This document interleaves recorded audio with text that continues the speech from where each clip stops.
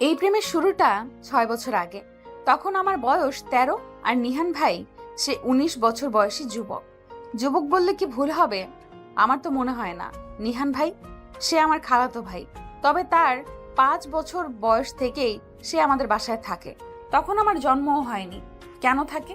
কারণ নিহান ভাইয়ের মা আমার খালামণি তাকে 4 বছরের ছোট রেখেই মারা যান। খালু নিহান ভাইয়ের জন্য 6 মাস পরেই বিয়ে করেন। মা পায় নিহান ভাই, তবে সৎ মা। সবার সৎ মা তো আর ভালো হয় না, তারও হয়নি। খুব অত্যাচার অবহেলা করত। খালু চাইলেও কিছু করতে পারতেন না, শুধু নীরবে চোখের পানি ফেলতেন। মায়ের তখন 2 বছর হলো বিয়ে হয়েছে। ঢাকায় যেয়ে এসব দেখে সহ্য করতে পারেনি। নিহান ভাইকে নিয়ে আসেন সাথে করে রাজশাহীতে। সেই যে মা ঢাকা থেকে এসেছেন, এখন অব্দি ঢাকায় পা রাখেননি। প্রথম প্রথম খালু এসে দেখে যেতেন, কিন্তু তার বছর 6-এর পর তিনিও মারা যান। এসব আমি মায়ের থেকে আর নিহান ভাইয়ের থেকে শুনেছি। খালু মারা যাওয়ায় অনেক একা হয়ে যায় নিহান ভাই, কিন্তু সে একাকিত্ব তার উপর বেশি প্রভাব ফেলতে পারেনি। আমি ছিলাম যে, তার সাথেই আমার খেলাধুলা, বড় হওয়া। যখন থেকে বুঝতে শিখেছি সর্বদা ঢাল হয়েছিল। তার সাথে খুনসুটি দুষ্টুমিতেই আমার বেড়ে ওঠা, বড় হওয়া। কত যে স্মৃতি আমাদের, তা আজ আর লিখে শেষ করা যাবে না। এখন আমি অনেকটা বড় হয়েছি, এইচএসসি পাশ করেছি, মেডিকেল কোচিং করছি, ডাক্তার হতে হবে, আদর্শ ডাক্তার, বাবার স্বপ্ন। এটা আমার মনে হলেও নিহান ভাই বা মা কারোরই মনে হয় না। তাদের কাছে আমি সেই ছোট ইরাই আছি। ডায়েরিতে কথাগুলো লিখতে লিখতে ডাক পড়ল ইরার।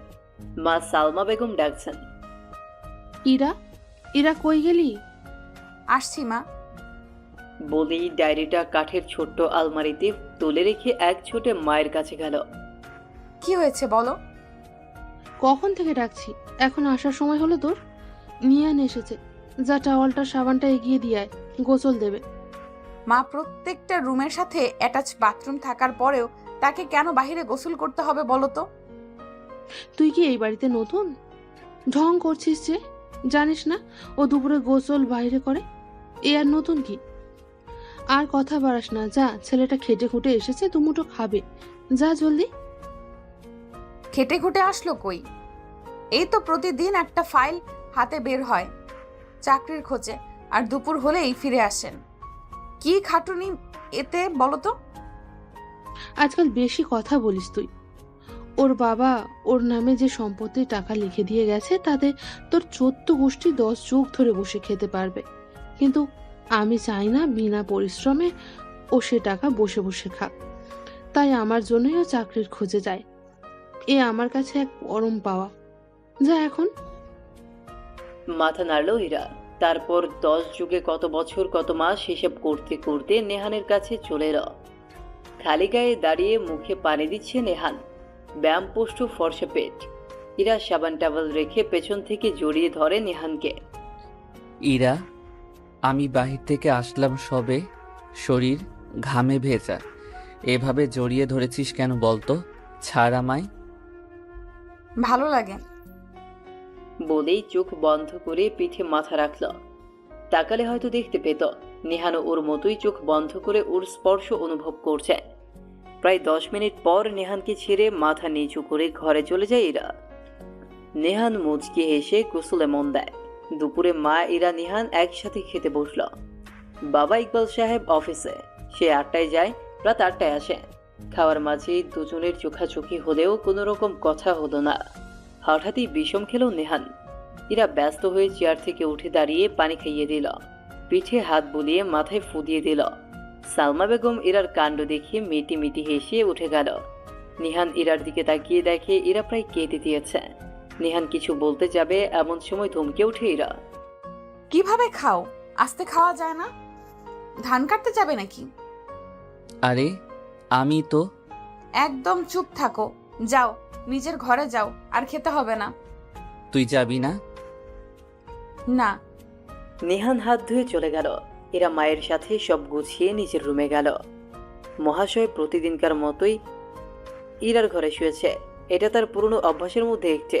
দুপুরে ইরার ঘরে ঘুমোবে, দক্ষিণের হাওয়া আসে তাই। আর ইরা মাঝে মাঝে নেহানের ঘরে ঘুমোয়। গলায় ওড়না নিয়ে এলোমেলো চুলে খোপা করলো ইরা। হবু স্বামী তো, এতেই চলবে। আর ভাই ভাই করবি না, শুনতে ভালো লাগে না। স্বামী তো আর হওনি, আগে হয়ে নাও, তখন ট্রাই করব। এখন কয়টা বাজে গো?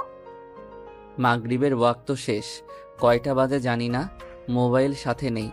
তা তুই এখনো উঠছিস না যে? কোলে নাও। কি দিন দিন লাই পেয়ে পেয়ে মাথায় উঠছিস তুই? বলে কি না কোলে নাও? মামার বাড়ির আবদার তো, যা উঠে পড়তে বস। এরকম কেন করছো? সামান্য কোলেই তো নিতে বললাম। এটাই তোর ঘোর অপরাধ হয়েছে। আজই খালামণিকে বলবো ছেলে দেখতে, বিয়ে হলে এসব ছেলে মানুষই কমবে। আমি তো তোমাকেই বিয়ে করব নিহান ভাই। সব দাঁত বের করে হেসে বলল ইরা। আমি তো তোকে বিয়ে করব না, আমি তোর থেকে সুন্দরী কাউকে বিয়ে করব। কি বলছো এসব? এই সবে না বললে তুমি আমার হবু স্বামী? তাহলে কাদো কাদো কণ্ঠে বলল ইরা। এখন এই মুহূর্তেই ডিসিশন পাল্টে ফেলেছি। এখন যা পড়তে বস, যত সব আজাইরা কথাবার্তা। বলেই ঘর থেকে বেরিয়ে গেল নেহান। ইরার আর রাতে পড়া হলো না। কান্না করতে করতে এই সময় পার করে দিল। নেহান সেই সন্ধ্যায় বাসা থেকে বেরিয়েছিল, ফিরেছে 1:30-এ। এসে হাত মুখ ধুয়ে খেতে বসে পড়ল। টেবিলে ইকবাল সাহেব আর সালমা বেগম আছেন। ইরাকে না দেখতে পেয়ে নেহান বলল, ইরা খেতে আসেনি খালামণি? বলল তো খিদে নেই, তুই বরং খেয়ে নে, খিদে পেলে একাই আসবে।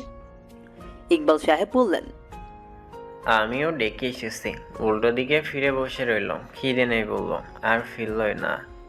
এরাকে ছাড়া কখনোই খায়নি নেহান, আজও খেতে পারল না। নেহান হাত ধুয়ে ফেলল। কিরে, হাত ধুয়ে ফেললি কেন? একটা প্লেটে ভাত তরকারি রেখে বাকি সব ঘুচিয়ে ফেলো খালামণি। সালমা বেগম বেশ বুঝতে পেরেছে ইরার সাথে খাবে বলে মনে মনে একটু হাসলো শুধু। নেহান আস্তে আস্তে ইরার ঘরে গেল, দরজাটা চাপিয়ে ইরার পাশে যেয়ে বসল। ইরা যে কাঁদছে বুঝতে বাকি রইল না, থেকে থেকে কেঁপে উঠছে। এই কান্নার মানে খুঁজে পেল না ও। সামান্য একটা কথায় এত কান্না। বেশ কিছুক্ষণ বসে থেকে ইরাকে নিজের দিকে ফিরায় নেহান। ইরা মুখ ভার করে মাথা নিচু করে বসে আছে। নেহান আলতো করে ইরার মাথাটা নিজের বুকে নেয়। হু হু করে কেঁদে ওঠে ইরা, দুহাতে আঁকড়ে ধরে নেহানকে। কান্নার গতি যেন আরো বেড়েছে। নেহান মাথাটা তুলে চুলগুলো সরিয়ে দেয়, চোখ মুছে দিয়ে বলল, এভাবে কেন কাঁদছিস পাগলি? আমি কি তোকে ছাড়া থাকতে পারবো বল? আলতো করে ইরার কপালে চুমু দেয় নেহান। ইকবাল সাহেব সিগারেট ফেলে চলে আসতে নিলে এই দৃশ্য দেখে ফেলে, চোখ সরিয়ে মাথা নিচু করে ঘরে চলে আসে। সালমা বেগম পান চিবোতে চিবোতে টিভি চ্যানেল পাল্টাচ্ছে। ইকবাল সাহেব তার পাশ ঘেঁষে বসলেন। বুঝলে ইরার মা, ইরা নিহানের বিয়েটা তাড়াতাড়ি দিয়েই দিতে হবে, ওদের এরকম চলাফেরার কতদিন। ইরা মেডিকেলে চান্স পাক, নিহানের চাকরিটা হোক, তারপরেই। কিন্তু ওদের ওভাবে বাইরে যাওয়া, সময় দেওয়া, উঠা বসা, এটাও কেমন না? শোনো, আমার মেয়ে আর আমার বোন পুতের ওপর আমার অনেক বিশ্বাস আছে। ওরা এমন কিছু করবে না যাতে আমাদের বিশ্বাস আস্থা ক্ষুণ্ণ হয়। নিহান কখনোই কোনো বাজে কাজকে সমর্থন করে না, আর নিজেও করবে না। আমি 100% গ্যারেন্টি দিয়েই বলতে পারি। করলেও অনেক আগেই করতো। আজকাল ধরে তো ওদের চলাফেরা, দুষ্টুমি না। হীরা বড় হওয়ার পর থেকেই কখনো কি দেখেছো নিহানকে ইরার সাথে বাজে কিছু করতে বা ও নজরে দেখতে? ইকবাল সাহেব জোর গলায় বলেন, না, আমি দেখিনি। আর এই ব্যাপারটা আমি অনেক ফলো করেছি। ইরাকে নিহানের কাছে রেখে বাইরে যে ও কোনো রকম খারাপ আচরণ করেনি ইরার সাথে, সবসময় আগলেই রেখেছে। আমিও ওকে এই জন্য এত বিশ্বাস করি, ভালোবাসি। ও আমার মেয়েটাকে আমার মতোই ভালোবাসে। তাহলে আসলে বড় হয়েছে তো দুজন, তাই মনে হয় ওদের তো একটা মতামত আছে।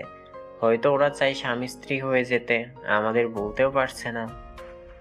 যেদিন এই বিষয়টা আমার মনে হতে শুরু করবে, সেই দিন সাথে সাথেই ওদেরকে বিয়ে দিয়ে দেব। এখন হলে দুজনের ক্যারিয়ারটাই নষ্ট হবে। তবুও শোনো, ওরকম চুমু তুমিও আমার বিয়ের আগে খেয়েছিলে। মুখে চুন দিয়ে টিভির দিকে তাকিয়ে বলল সালমা বেগম। ইকবাল সাহেব স্ত্রীর কথা শুনে বোকা বনে গেল। মাথা চুলকাতে চুলকাতে হাবলার মতো বিছানায় চলে গেল। ইরাকে শান্ত করে খাবার এনে খাইয়ে দিল নেহান, নিজেও খেয়ে নিল। হাত ধুয়ে প্লেট রান্নাঘরে রেখে এসে ইরাকে শুইয়ে দিল। শরীরে কাঁথা টেনে দিয়ে মাথায় হাত বুলিয়ে দিল। ঘুমিয়ে যেতেই লাইট অফ করে দরজা চাপিয়ে নিজের ঘরে চলে এলো নেহান। নিজের ঘরে এসে বিছানায় গায়ে লিয়ে দিতেই চোখে রাজ্যের ঘুম নেমে এলো। খুব ভোরেই ঘুম ভাঙল নেহানের। হাই তুলে উঠে বসল। জানলাগুলো খোলা, তার মানে ইরা উঠে গেছে। যেদিনে ইরা ভোরে ওঠে সেদিনই নেহানের ঘরে এসে জানলা খুলে পর্দা সরিয়ে দিয়ে যায়। মুচকি হেসে জানলা দিয়ে বাইরে তাকালো আর অবাক হলো। কলা পাতা রঙের জামা পরে বাগানে হাঁটছে একটা মেয়ে। এটা যে ইরা বুঝতে 1 সেকেন্ডও দেরি হলো না। কাঁথাটা সরিয়ে ওয়াশরুমে যায় নেহান। ফ্রেশ হয়ে দ্রুত বাগানে চলে যায়। একটা জটলা গাছের পাশে দাঁড়িয়ে ইরার হাত ধরে হ্যাচকা টান দেয়। মা গো মা, ও মা গো। বলে চিৎকার করে ওঠে ইরা। নিহান ইরাকে আম গাছে ঠেস দিয়ে মুখ চেপে ধরে। এই এরকম চিৎকার করছিস কেন? মনে হয় কুকুরে কামড়ে দিয়েছে। আশেপাশে তাকিয়ে দেখ, তোর এরকম কর্কশ চিৎকারে সব পাখিগুলো উড়ে চলে গেছে। ইরা মুখ চেপে ধরা হাতের দিকে ইশারা করল। নিহান হাত সরাতেই জোরে জোরে হাত ছেড়ে দম নেয় ইরা। এরকম কেউ করে? তোমারই তো দোষ, এভাবে টানলে কেন? উফ, তোমারই তো দোষ, এভাবে টানলে কেন? ঢঙ্ক তো, তাই এভাবে চিৎকার করতে হয়। এসব ন্যাকামি একদম সহ্য হয় না আমার। আমি নাকামি করি? নাক টেনে কান্নার ভাব নিয়ে বলল ইরা। এই যে এখন আবার করছিস, চল হাঁটি, আর কথা পেঁচাস না। ইরা নিহানকে মুখ ভেঙচি দিয়ে হাঁটা ধরল। নেহান অন্যদিকে তাকিয়ে হাত ধরল ইরার। দুজন খালি পায়ে ঘাসের ওপর দিয়ে হাঁটতে লাগলো। প্রতিদিনকার মতো আজও ইরা কোচিং এর উদ্দেশ্যে আর নেহান চাকরির খোঁজে বেরিয়ে গেল। আরতে বসে আছে নেহান, সাথে বন্ধুরাও দলবল। বিশাল বলে উঠল, নিহান, কতদিন এভাবে চাকরির জন্য ঘুরবি, যেখানে তোর নিজেরই এত কিছুর বিশাল ব্যবসা আছে? মাছের আড়ত, চালের ব্যবসা, বুটিক্সের কোম্পানি। নেহান ফ্লোরের দিকে তাকিয়ে বলল, যতদিন খালামণি চায় ততদিন। কিন্তু এভাবে আর কতদিন? জুবাইর প্রায় ধমকে বলল। নেহান আর কিছু না বলে পকেট থেকে 1000 টাকার নোট বের করে চন্দুকে দিয়ে বলল, চান্দু, যা, তোরা 7 জন দুপুরে বিরিয়ানি খেয়ে নে। 1000 টাকায় হবে তো? কালো রোগা পাতলা গরনের ছেলে চন্দু নেহানের আড়তে কাজ করে। সবকটি দাঁত বের করে হেসে বলল, খুব চলবে ওস্তাদ। বলেই পেরিয়ে গেল। নেহান ম্লান হেসে নিচের দিকে তাকিয়ে বসে রইল। শান্ত সিগারেট ধরিয়ে 2 টান দিয়ে নেহানের দিকে এগিয়ে দিল। নেহান সিগারেটটা হাতে নিতেই ইরার মুখটা ভেসে উঠল। নিহান ভাই, তুমি যদি সিগারেট খাও তাহলে আমি কখনো তোমার ঠোঁটে চুমু খাবো না। ছাদে দাঁড়িয়ে গলা জড়িয়ে ধরে কথাটা বলেছিল ইরা। মনে হতেই হেসে ফেলল নেহান। আর খেতে পারল না। সিগারেটটা শান্তর হাতে দিয়ে ফাইলটা হাতে নিয়ে বেরিয়ে পড়ল। উপস্থিত সবাই বোকা বনে চেয়ে রইল নেহানের যাওয়ার দিকে। বই খাতা হাতে করে নিয়ে কোচিং সেন্টারের এক ক্লাস হতে আরেক ক্লাসে যাচ্ছে ইরা। বিস্তর মাঠের এক পাশ থেকে অপর পাশে যেতেই মাঠের মধ্যে কারোর সাথে ধাক্কা খেল। ছেলেটার চশমা পড়ে গেছে। ইরার বই খাতা না পড়লেও খুব জোর লেগেছে হাতে। ডান হাত দিয়ে বাম হাতের কোনোই ডলতে ডলতে রাগে চোখে তাকালো ছেলেটার দিকে। ছেলেটা চশমাটা তুলে পরে নিল আর বলল, আমি খুব দুঃখিত, আসলে আমি দেখতে পাইনি। খুব চেনা চেনা লাগছে ছেলেটাকে, অনেকটা বখাটে আশিকের মতো। কিন্তু আশিককে তো নিহান ভাই শহর ছাড়া করেছিল আর এক পাও ভেঙে দিয়েছিল। তাহলে আবার ছেলেটার বেশভূষাও তা বলছে না, কিন্তু দুজনের চেহারার খুব মিল। ছেলেটার কথায় ধ্যান ভাঙল ইরার। হ্যালো, আমি আসিফ। ইরা ভ্রু কুচকে তাকিয়ে বলল, দেখে চলতে পারেন না? বলেই আর 1 মিনিটও দাঁড়ালো না ইরা। দ্রুত হেঁটে স্থান ত্যাগ করল। একবারও পিছু ফিরে তাকালো না। চলে যাওয়া ইরার দিকে তাকিয়ে মুচকে হাসলো আসিফ। খেলা তো সবে শুরু ইরামণি। আমার ভাইয়ের প্রতিশোধ নিতে ফিরে এসেছি আমি। এক হাত শক্ত করে মুঠো করে আরেক হাতে ফোন বের করে কাউকে কল করলো আসিফ। ইরার ক্লাস শেষ হলো 3টায়। আজ একটু দেরিতেই শেষ হলো। অন্যদিন 1টায় বাড়ি থাকে। সেন্টার থেকে ইরাদের বাড়ি বেশি দূরে না, হেঁটেও যাওয়া যায়। 10 টাকা রিক্সা ভাড়া। মাথায় ওড়না টেনে কাঁধে ব্যাগ নিয়ে মেন গেট থেকে বেরিয়ে গেল এরা। বের হতেই আর চোখে দেখতে পেল নেহানকে। আর ভালোভাবে তাকালো না, সোজা হাঁটা ধরল। নেহান এরাকে দেখতে পেয়ে দ্রুত এগিয়ে এরার পাশাপাশি এলো। কি হলো? এরকম উদ্ভ্রান্তের মতো হেঁটে যাচ্ছিস কেন? আমাকে কি চোখে পড়েনি? দাঁড়াবি তো নাকি? এরার দিকে চোখ ছোট ছোট করে তাকিয়ে বলল নেহান। তোমাকে না বলেছি এলাকার সব নেতা খেতাদের সাথে মিশবে না? গাল ফুলিয়ে বলল এরা। প্রথমত, আমি এসব নেতাদের সাথে কিছুতেই বলতে পারবে না। আবার বিশাল ব্যবসা আছে এটাও বলতে পারছে না, যা দিয়ে খুব ভালোভাবেই চলবে ইরা নিহানের। খালামুনির চাওয়াটাকে খুব সম্মান করে নিহান। আকাশ চমকাতে দেখে খুশি হয়ে যায় এরা। বিছানায় পড়তে বসেছিল, বই খাতা বন্ধ করে এক লাফে বিছানা থেকে নেমে যায়। তারপর গুটি গুটি পায়ে নেহানের ঘরে যায়। ঘরে না পেয়ে বারান্দায় উকি দিতেই দেখে আনমনা হয়ে বসে আছে নেহান। কিছুক্ষণ দাঁড়িয়ে থেকে দাঁত দিয়ে ডান হাতের তর্জনী নখ কাটল।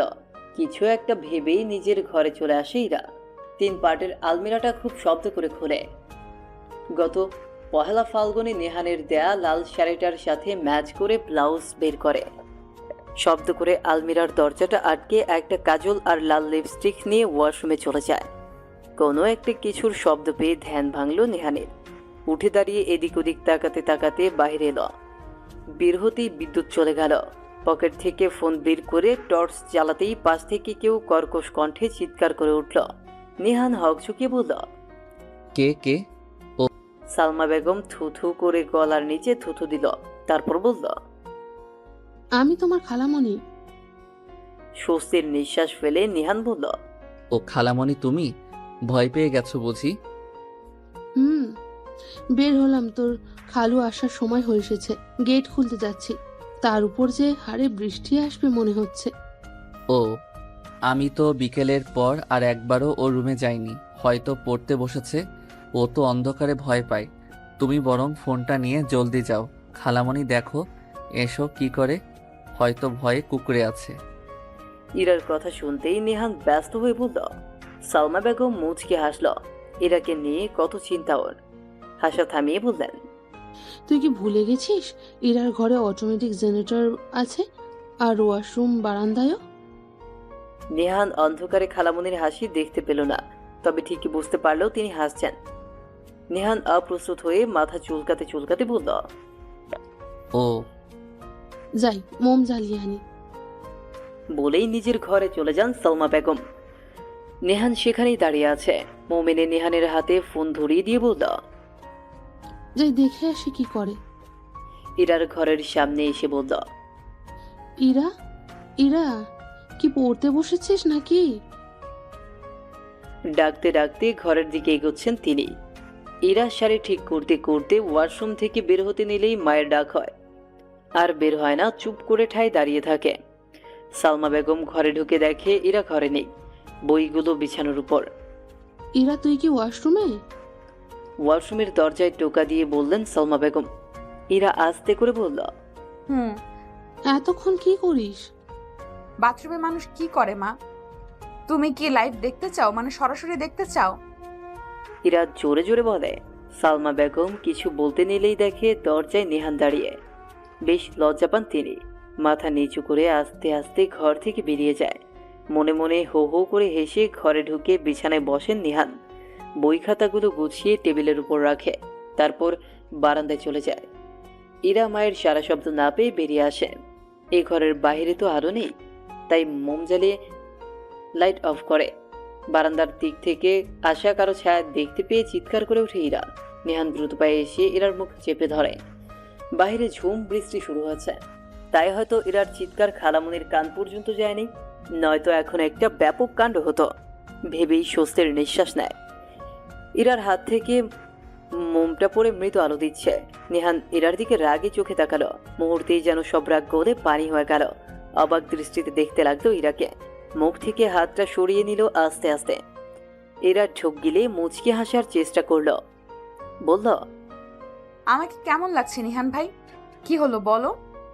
নেহান ঘর থেকে বেরিয়ে একরাশ বিরক্তি নিয়ে মুখটা কালো করে বলল, একদম পেঁচার মতন। আমি জানতাম। বলেই মন খারাপ করে ফেললো এরা। সেই মন খারাপের রেশটা ফুটে উঠলো পুরো মুখ জুড়ে, কালো হয়ে গেল মুখটা। নেহান মুচকে হেসে কোলে তুলে নিল ইরাকে। এরা খুব শক্ত করে নেহানের গলা জড়িয়ে ধরে বুকে মুখ লুকিয়ে নিঃশব্দে হাসতে লাগলো। নেহান ছাদে এনে নামিয়ে দিল এরাকে। খুব দ্রুত নেমে আসা বৃষ্টির ফোঁটাগুলো মুহূর্তেই ভিজিয়ে দিল দুজনকে। বারবার বিদ্যুৎ চমকাচ্ছে, তবে বাজ পড়ছে না, শব্দও নেই। সেই হঠাৎ চমকানো আলোতে ইরাকে দেখে মুগ্ধ হচ্ছে নেহান। দূরের রাস্তার ল্যাম্পপোস্টের আবছা আলো এসেছে কিছুটা, মনে হচ্ছে বৃষ্টিতে জোছনা। ইরার থেকে 2-3 হাত দূরে দাঁড়িয়ে আছে নেহান। এরা দুহাত মেলে ভিজছে, এক হাতের কোনোয় আরেক হাত গুজে ফিসফিসিয়ে নেহান বলল, এই পরিটাই আমার বেঁচে থাকার একমাত্র অবলম্বন। এরা স্থির হয়ে দাঁড়াতেই নেহান 1 পা 2 পা করে ইরার দিকে এগোতে লাগলো। আস্তে আস্তে সামনে যেয়ে দাঁড়ালো। দুগালে লেপ্টে থাকা চুলগুলো সরিয়ে মুখটা একটু উঁচু করলো নেহান। চোখ মুখ ঠোঁট ছুঁয়ে যাওয়া পানের দিকে একটু ঝুঁকতে সিঁড়ির নিচ থেকে ডাক এলো সালমা বেগমের। তিনি সিঁড়ি বেয়ে আসছেন আর ডাকছেন, ইরা, নিহান কই তোরা? নেহান ইরাকে ছেড়ে 1 হাত দূরে সরে দাঁড়ালো। এরা মাথা নিচু করে দাঁড়িয়ে মিটি করে হাসছে। সালমা বেগম সেই সিঁড়িতে এসে দেখলেন দুজন দুদিকে দাঁড়িয়ে ভিজছে, হাতে তার টর্চও আছে। ইকবাল সাহেবের 24 ঘন্টার সঙ্গী এই টর্চ লাইট। ইরা মায়ের দৃষ্টিতে ঘাবড়ে গেল, কিন্তু নিহান বেশ স্বাভাবিক গলায় বলল, ডাকছিলে খালামণি? সালমা বেগম মিষ্টি হাসি দিয়ে বলল, হ্যাঁ, আয় খেতে যাবি। বৃষ্টি তো কমে এসেছে, ঠান্ডা লেগে যাবে, জলদি কাপড় পাল্টে নে, রাতও তো হলো অনেক। নিহান হম হম করে হেঁটে খালামণির পাশে এসে দাঁড়িয়ে পড়ল। আর বলো না খালামণি, তোমার ব্রিটিশ মেয়ে জোর করে আমায় নিয়ে এলো। বলে, নিহান ভাই আমি ভয় পাই, তুমি দাঁড়িয়ে থাকবে, আমি ভিজবো। কেমন নাছর বান্দা জানোই তো। ভিজতে চাইলাম না, তবুও জোর করে ঠেলে ঠুলে টেনে পানিতে আনলো।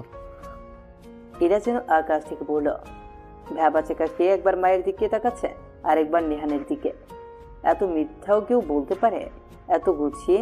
সালমা বেগম ইরাকে ধমকে বলল, দিন দিন কি ছোট হচ্ছিস নাকি? হ্যাঁ, যে বায়না বাড়ছে। নিচে আয়, কানের নিচে 2টা দেবো একেবারে। তো দস্যিপনার জন্য তো আমার মানিকটারও অসুখ করবে। বলেই কাপড়ের আঁচল দিয়ে নিহানের মাথা মুছিয়ে দিল। চল এবার। নিহান আর খালামণি আগে হাঁটতে লাগলো। ইরা এক সিঁড়ি নামতেই নিহান পিছু ফিরে চোখ টিপ দিল ইরাকে। ইরা মাথা চুলকাতে বলল, যা বাবা, আমি কখন? একসাথে খেতে বসলো সবাই। ইরা রাগে রাগে মুখ করে আছে।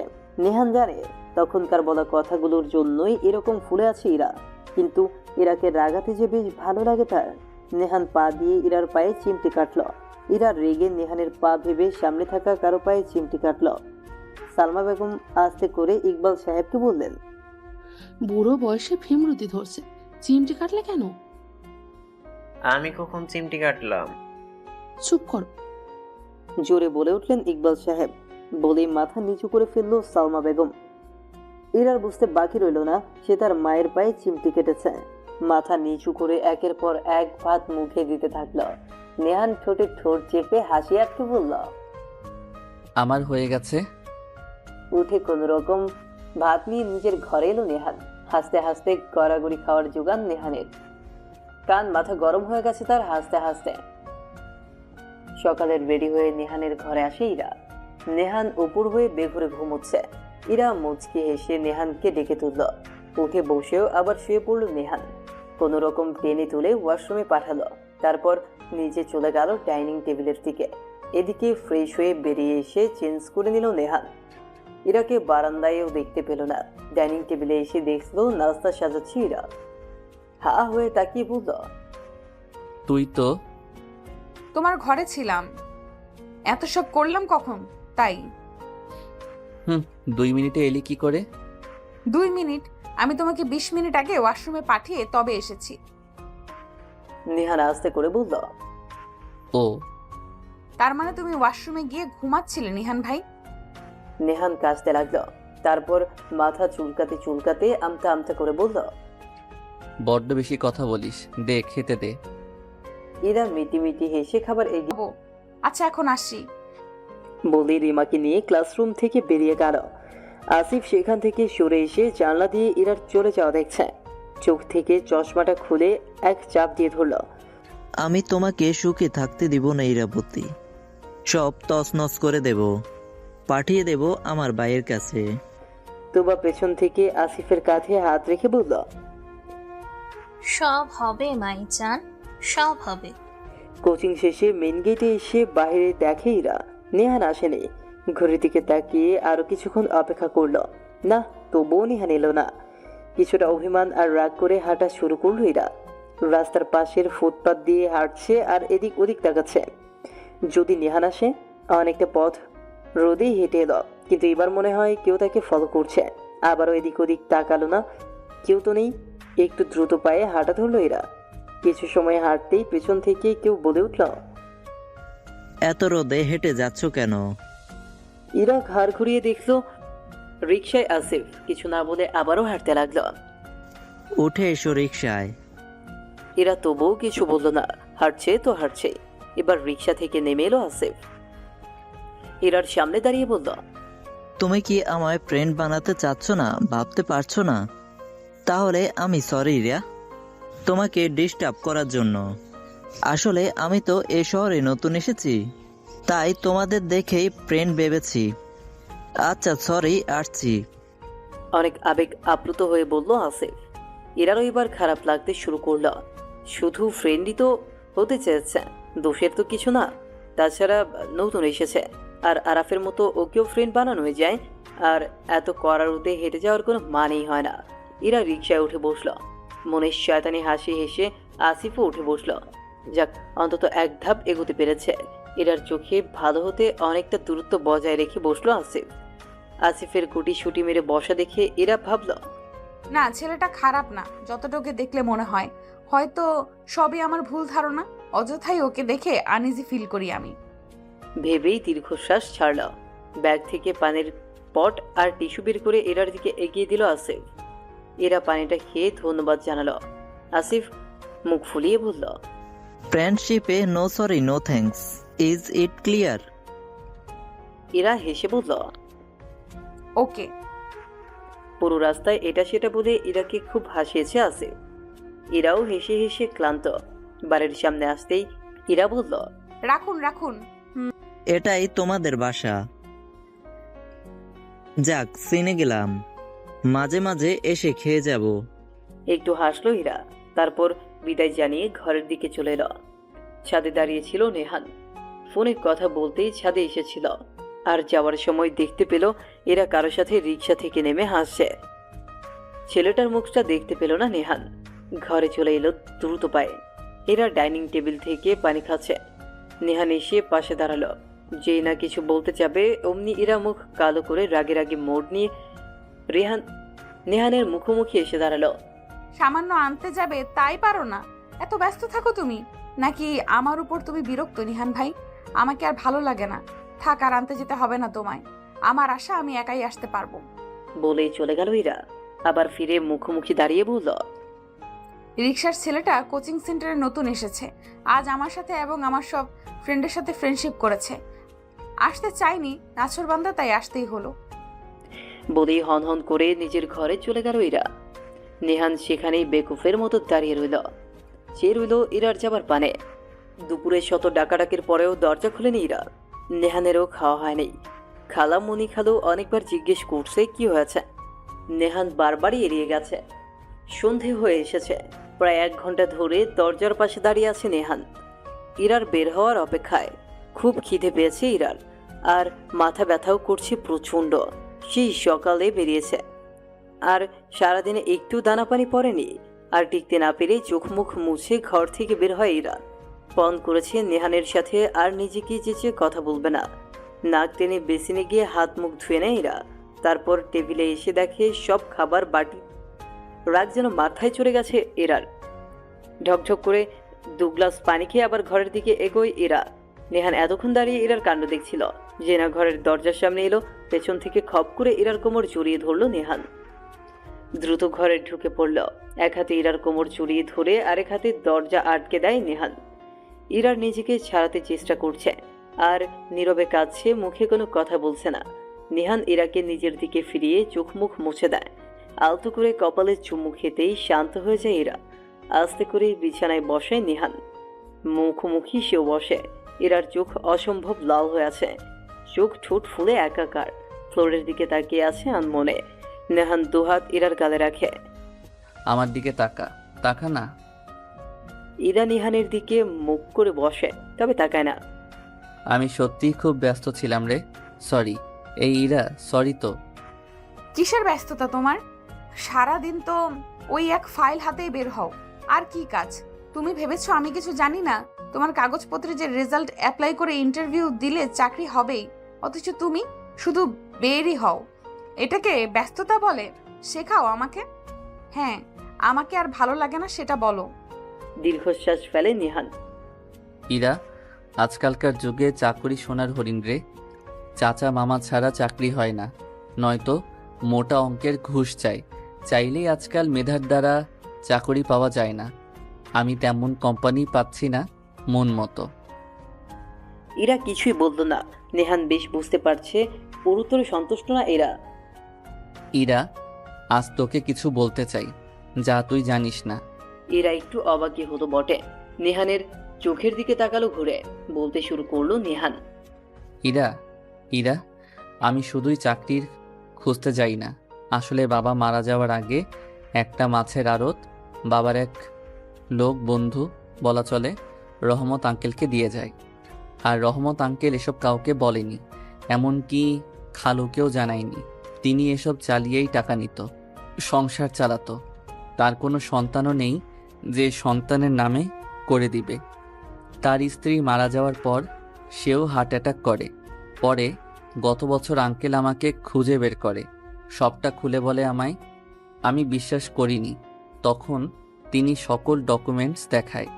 বাবা সেসব আমার নামে করে দিয়ে গেছেন। তার দলিল তিনি আমার হাতে তুলে দেন। তার সপ্তাহখানিক পর আঙ্কেলও মারা যান। তখন থেকেই আমি চালাই। দম নিয়ে আবারও বলতে শুরু করে নেহান। খুব শখ ছিল ছোটবেলা থেকে দুস্থ বেকার নারী পুরুষদের জন্য একটা কর্মসংস্থানের সুযোগ করে দেব।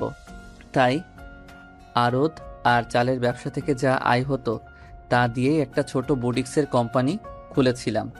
আল্লাহর অশেষ রহমতে 9 মাসেই তা অনেক বড় হয়, সুনাম চারদিকে ছড়িয়ে পড়ে। ইরা এবার মুগ্ধ হয়ে বলল। তার মানে নুহা বুটিক্স কম্পোজিটের মালিক তুমি নিহান ভাই? নেহান আস্তে করে বলল। আসলে গত কয়েকদিন থেকে কোম্পানির কাজে একটু ব্যস্ত। এর একটা শাখা নারায়ণগঞ্জ শহরে স্থাপিত হবে, তাই খুব ব্যস্ত সময় কাটছে। তবে কাল থেকে সব কাজ শেষ করে আমি তোকে আনতে যাব। আর একা আসতে হবে না, কাজ রেখে হলেও যাব। তবুও আর রাগ করিস না প্লিজ, চল খেয়ে নিবি। ইরার এবার নিজের উপর রাগ হচ্ছে, সাথে খুব জোরে কান্নাও পাচ্ছে। আলতো করে নেহানের বুকে মাথা রাখি ইরা। আমি তোমাকে কেন বুঝতে পারি না নিহান ভাই? তুমি তো আমার সব সময় বুঝতে পারো, তুমি তো আমায় সবসময় বুঝতে পারো। নেহান টের পায় ইরা কাছে, মাথায় একটা চুমুকিয়ে বলে। আর একটু বড় হয়ে নে, ঠিক বুঝবি। আরে কত বড় হতে হবে বলো তো? যেদিন খেয়াল করবি তোর কথায় বাচ্চামো স্বভাব প্রকাশ পায় না, বোকা বোকা কথা আসে না, সেদিন। কি আমি বোকা? গাল ফুলিয়ে বলল ইরা। আর না। বলেই মিটিমিটি হাসে নেহান। ইরা হেসে দিয়ে নেহানের বুকে 2-3টা কিল খুশি দিয়ে খুব শক্ত করে জড়িয়ে ধরে। মুচকে হাসে নেহান। ইরাকে নিজ হাতে খাইয়ে দিল নেহান, নিজেও খেল। খাওয়া শেষ করে এসে ইরার পাশে বসল। ইরা শুয়ে আছে। প্রায় 8টা বাজে। খুব জলদি সময় পার হচ্ছে। এরার মাথায় হাত বুলিয়ে দিতেই ঘুমিয়ে পড়ল। নেহান বেরিয়ে দরজা চাপিয়ে সামনে খালামণি পড়তে জিজ্ঞেস করল। রাতে খাবি না? না খালামণি, খাবো না। ইরা কি করে? ও তো ঘুমায়। কই ঘুমায়? 2 দিন পর এক্সাম আর ও কিনা। দাঁড়া, বার করছি ওর ঘুম। খালামণি যেও না। নেহানের কণ্ঠস্বর কেমন যেন শোনাচ্ছে সালমা বেগমের কাছে। মাথায় হাত বুলিয়ে বলল। কেঁদে নেহানের কাছে যে বিচার দেয়। নেহানের এখানেই বড় হওয়া, বেড়ে ওঠা, প্রায় সবার সাথেই চেনা পরিচয়। এলাকার গুন্ডা টাইপের ছেলেদের সাথে খাতির একটু বেশি। ইরাকে সাথে করে নিয়ে একবার আশিককে যে থ্রেট করে নেহান, এতে আশিক আরও খেপে যায়। পরদিন ইরার ওড়না ধরে টান দেয়, আর সাথে সাথে খবর যায় এলাকার বড় ভাই ওসমানের কাছে। ইরাকে সে ছোট বোনের মতো কোলে পিঠে করে ফেলেছে। বোনের অপমানের কথা শুনে সে তার দলবল নিয়ে ক্যাম্পাসের সামনে যায়। কেউ আশিকের গায়ে হাত তোলেনি, শুধু মুখে কালি মেখে গলার জুতার মালা পরিয়ে এলাকা কলেজ ক্যাম্পাস ঘোরায়। তারপর ওসমান ইরাকে সামনে দাঁড় করিয়ে আশিকের এক পা ভেঙে হসপিটালে ভর্তি করিয়ে দেয়। নিহান সবটা জানতে পেরে আশিকের চিকিৎসার খরচ সব দেয়। 1 মাসে সুস্থ হয়ে যায় আশিক। এলাকায় ফিরে এলে সবাই তাকে অপদস্থ করে, অপমানে আত্মহত্যা করে আশিক। আশিকের পরিবার ছিল ঢাকায়। আসিফ আশিকের ছোট ভাই। সে সব জানতে পেরে ক্ষোভে এসেছে এরার উপর প্রতিশোধ নিতে। তার ধারণা এরার জন্যই আত্মহত্যা করেছে তার ভাই। ওসমান গত বছরে স্ট্রোকে মারা গেছে। আর নেহানের এখানে বাস্তবিক দোষ না থাকলেও দোষ অবশ্যই আছে। তাই এরাকে শেষ করে দিলে সে আঘাত খুব করে নেহানেরও লাগবে। তাই রাজশাহীতে এসে আসিফের বেশভূষা পাল্টে ফেলেছে, কারণ আশিকের আর আসিফের চেহারার অনেক মিল। এরাকে খুব কষ্ট আর তিলে তিলে শেষ করতে চায় আসিফ। আর এসবের মাস্টার প্ল্যানের মাথা তুবা।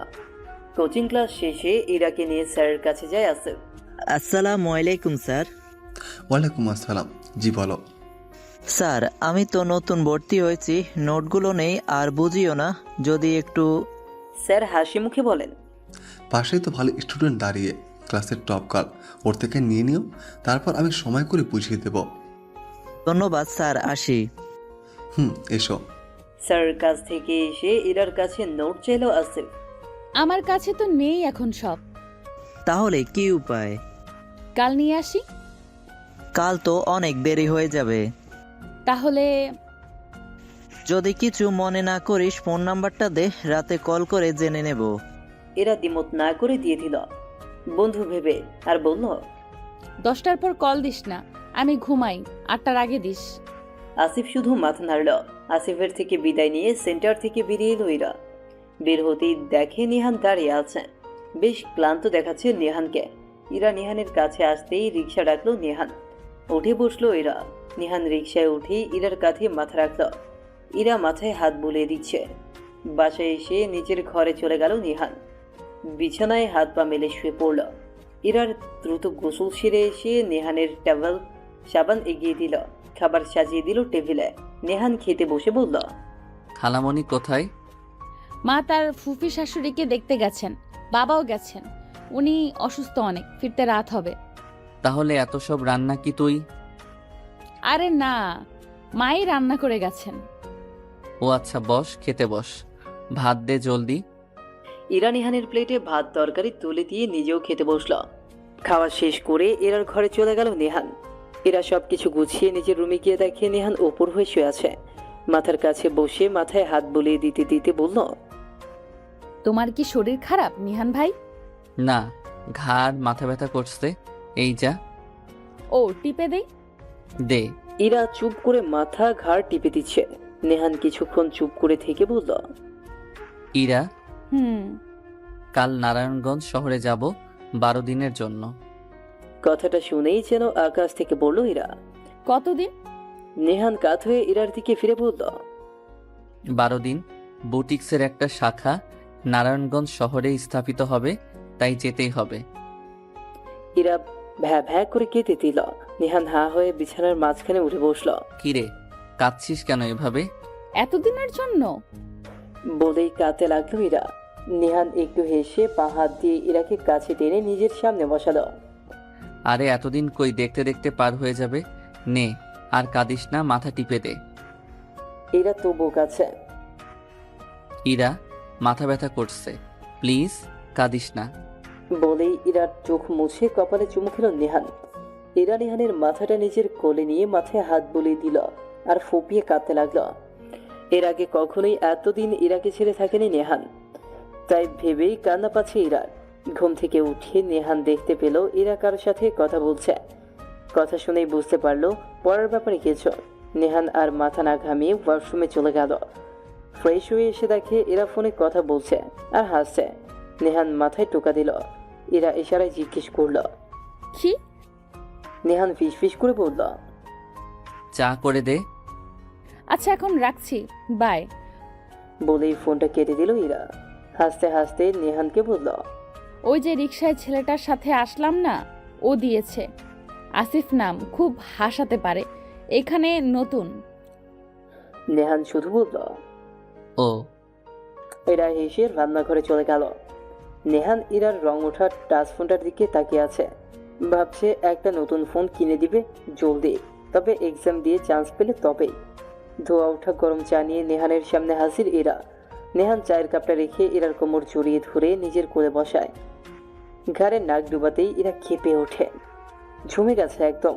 এরকমটা এর আগে কখনো করেনি নেহান। তাই সবার সাথে বন্ধুত্ব করলো। ধরা গলায় বলল ইরা।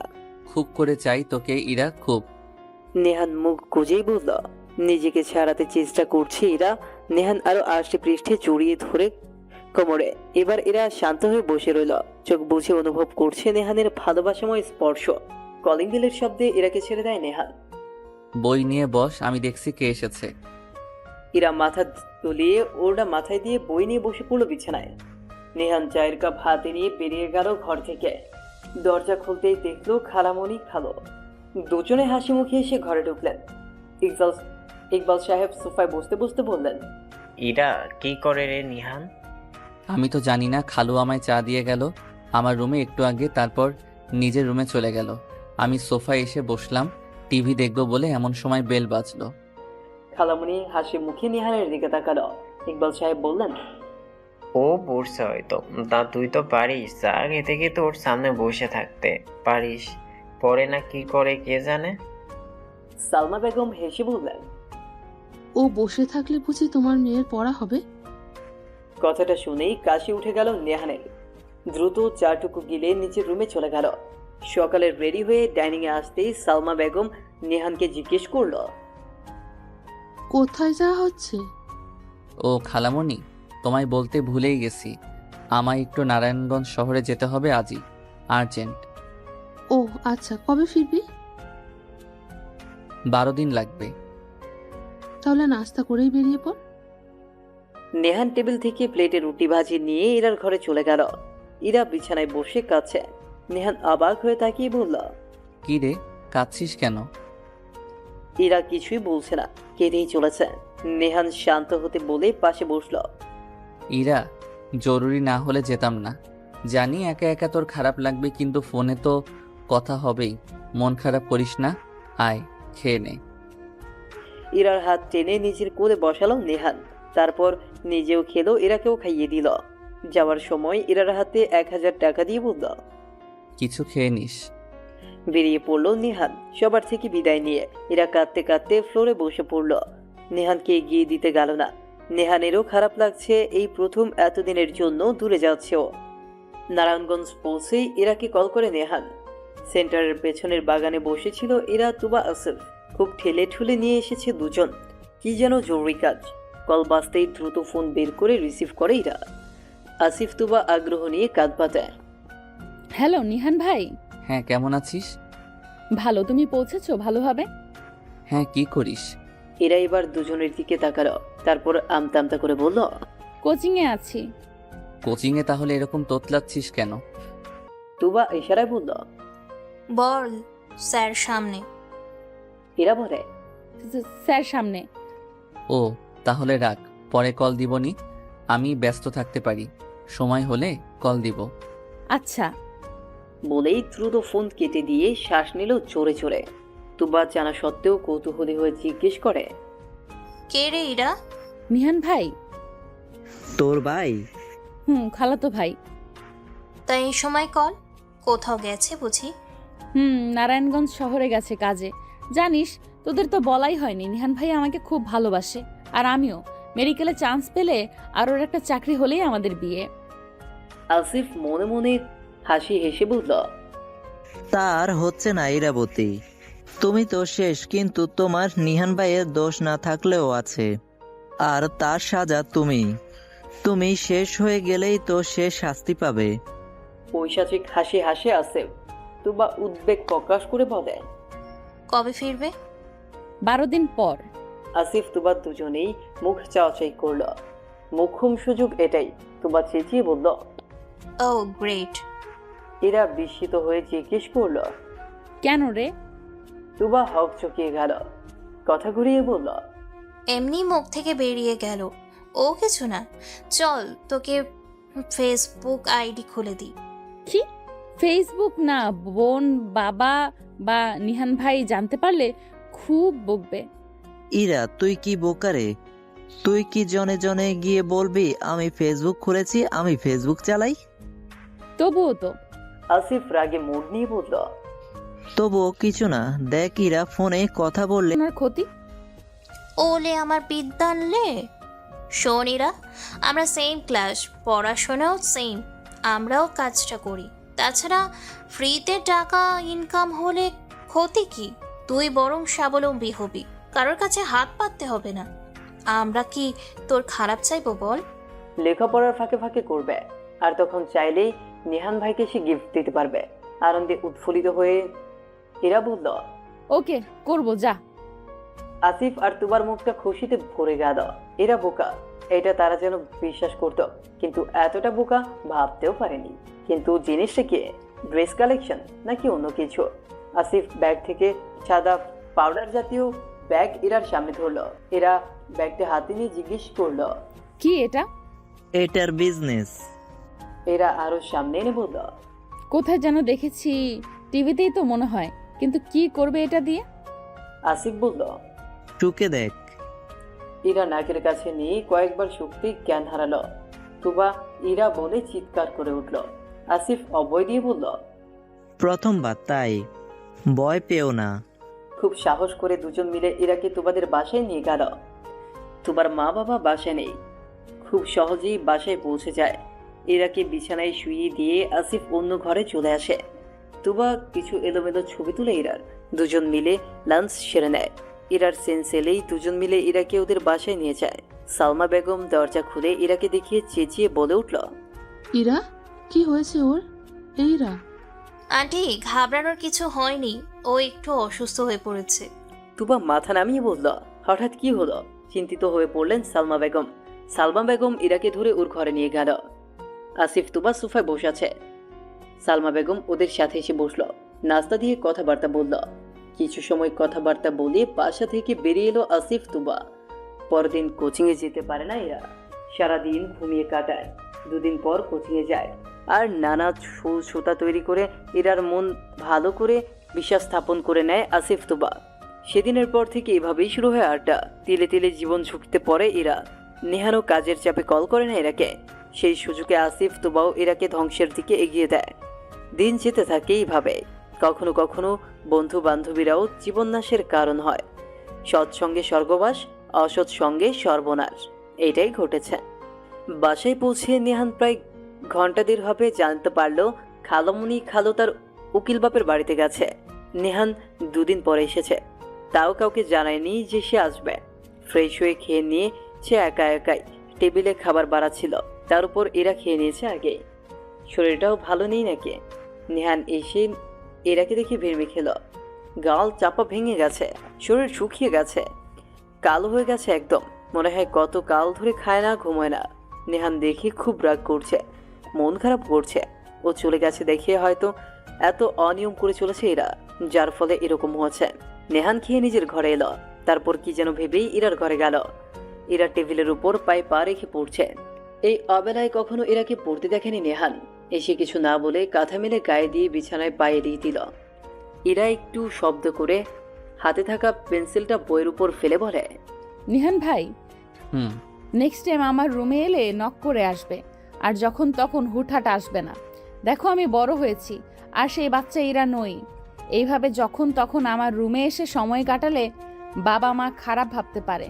আর আমরা যেহেতু সমাজে বাস করি, সেহেতু পাড়া প্রতিবেশীও আসে। নেহান ইরার কথা একটু অবাক হলো।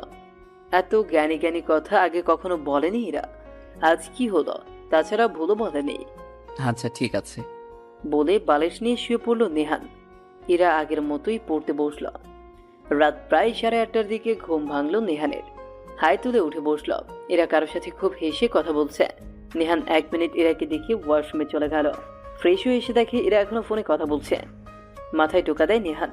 এরা বিরক্তি নিয়ে তাকায় নেহানের দিকে। একটু চা করে দিবি? দিচ্ছি একটু পর।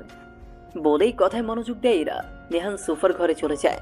টিভি দেখতে দেখতে প্রায় 9:30 বেজে গেছে। ইরার ঘরে যেয়ে দেখে এখনো ফোনে কথা বলছে ইরা। নেহান এবার আর কিছু না বলে অভিমান করেই নিজের ঘরে চলে গেল। একটু পর কলিং বেল বাজল। কয়েকবার বাজতেই নেহান উঠে যেয়ে দরজা খুলে দিল।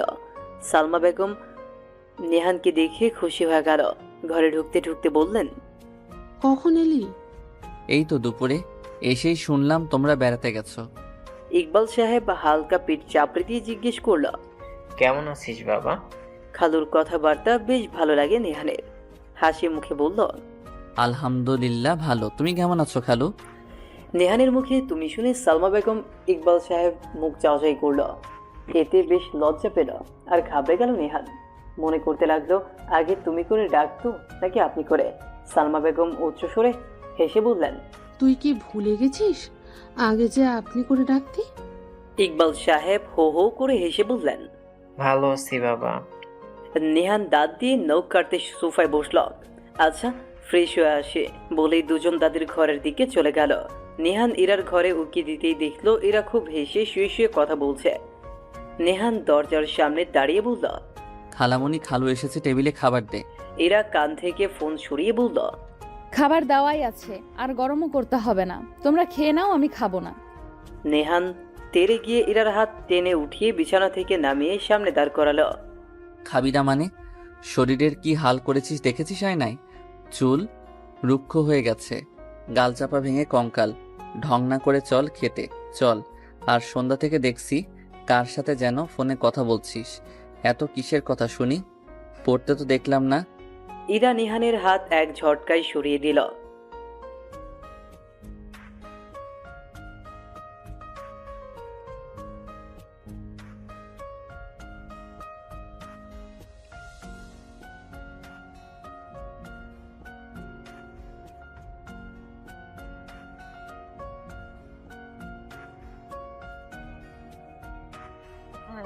দেখো, এত অধিকার ফলাতে এসো না, ফল ভালো হবে না। এতদিন পর বাড়ি এসেছো, আমাকে খারাপ ব্যবহার করতে বাধ্য করো না। যাও, ইচ্ছে হলে খেয়ে নাও, না হলে খেও না। আমায় বিরক্ত করো না তো। যাও এখন আমার ঘর থেকে, আমি ঘুমাবো। আর ফাইনালি একটা কথা শুনে রাখো, নক না করে ঘরে ঢুকবে না, আর যখন তখন এইভাবে হাত ধরবে না। নিহান ইরার কথা শুনে স্তব্ধ হয়ে গেল। পরক্ষণেই ভাবলো হয়তো এতদিন ঠিকভাবে কল দিতে পারেনি বলে অভিমান করে আছে। নিহান মুচকি হেসে ইরার দুগালে হাত রাখলো আর বলল, ইরা রাগ করে আছিস? সরি রে, বিজি ছিলাম তাই কল করতে পারিনি ঠিকঠাক। ইরা এবার বেশ রেগে গেল। রীতিমতো ধাক্কা দিয়ে সরিয়ে দিল নেহানকে। তুমি কল করনি বলে কি আমি মরে গেছি? তোমার কল দেওয়া না দেওয়াতে কি আসে যায়? দেখো, আমি এখন ম্যাচিওর, বাচ্চা নেই যে অভিমান করে থাকবো। আমি এখন রুম থেকে বেরিয়ে গেলে খুশি হব, আমার খুব ঘুম পেয়েছে। নেহানের চোখে পানি ছলো ছলো করছে, এই বুঝি টুপ করে পড়বে। কিছু না বলে দ্রুত রুম থেকে বেরিয়ে গেল। রাতে আর খেতে পারল না নেহান। গুটিসুটি মেরে নিজের ঘরে ঘুমিয়ে পড়ল। সাথে একরাশ চাপা কষ্ট আর প্রশ্ন, এই 14 দিনে কেমন হয়ে গেল? এতটা পরিবর্তন কি করে? এরকম করে কেটে গেল 2 সপ্তাহ। নেহান আর আগের মতো ইরার ঘরে আসতে পারে না। ইরার বারণ, 1 সপ্তাহ ধরে তো ঘরে যায় না। তবে খেয়াল করে সত্যি ইরা আর আগের ইরা নেই। স্বভাব, চালচলন, কথাবার্তা, ব্যবহার, আচরণ সব পরিবর্তন হয়ে গেছে। কোচিং থেকে আনতে যেতেও নিষেধ করেছে। বান্ধবীরা নাকি টিটকারি করে। এসে থেকেই দেখছে প্রতিদিন বেশ সময়ে ইরা ফোনে কথা বলে।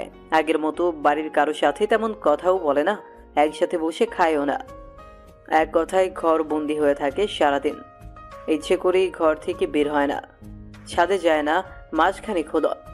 গাছগুলোর কথা হয়তো ভুলেই গেছে, কিন্তু নেহান ভোলেনি।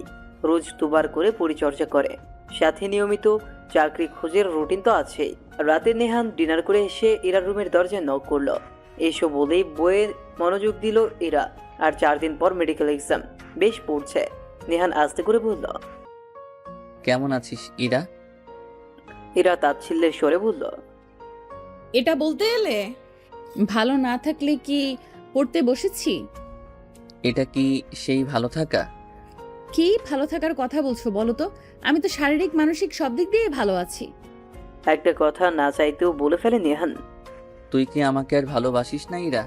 তোর জীবনে কি অন্য কেউ এসেছে? খেপে যায় ইরা। অন্য কেউ এসেছে মানে? কি বলতে চাও তুমি? আমি অন্য কারোর সাথে প্রেম করি? প্রেম করলে পড়ালেখা হবে আমার? আমি মেডিকেলের স্টুডেন্ট। শোনো, এসব ফালতু কথা বলার মুড নেই আমার।